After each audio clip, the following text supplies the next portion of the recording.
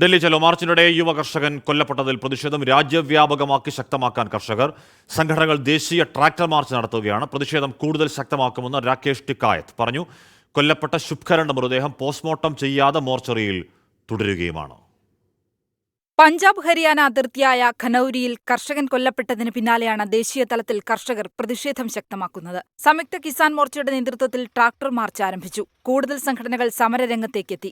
UP ജേവറിലും greater നോയിഡയിലും Yamuna express ഹൈവേയിലും കർഷകർ tractor March നടത്തുകയാണ്. ഡൽഹി അതിർത്തികളിൽ കനത്ത ഗതാഗതക്കുരുക്ക് രൂപപ്പെട്ടു. റോഡുകളിൽ ട്രാക്ടർ നിറയ്ക്കുമെന്നും സർക്കാർ കർഷകരെ മറക്കാതിരിക്കാനാണ് പ്രതിഷേധമെന്നും BKU വക്താവ് രാകേഷ് ടിക്കായത്ത്.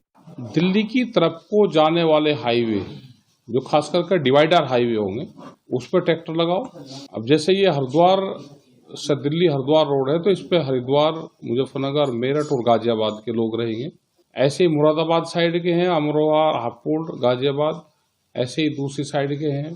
सरकार के दिमाग से किसान शब्द ना निकले, ये हमको प्रोग्राम करने पड़ते हैं. അതേസമയം കൊല്ലപ്പെട്ട ശുഭ്കരണിന്റെ മൃതദേഹം ഇതുവരെ പോസ്റ്റ്മോർട്ടം ചെയ്തിട്ടില്ല. ഹരിയാന പോലീസ് ഉദ്യോഗസ്ഥർക്കെതിരെ കൊലക്കുറ്റത്തിന് കേസെടുത്താൽ മാത്രമേ പോസ്റ്റ്മോർട്ടം നടപടികൾ നടത്താൻ അനുവദിക്കൂവെന്നാണ് കർഷക സംഘടനകളുടെ നിലപാട്. കർഷകർക്ക് ഭക്ഷണം വിളമ്പിയ യുവാവിനെ ഹരിയാന പോലീസ് മർദ്ദിച്ചതിൽ ഹരിയാന പോലീസിനെതിരെ അമരീന്ദർ സിംഗ് വിമർശനമുന്നയിച്ചു. 24 ഡൽഹി.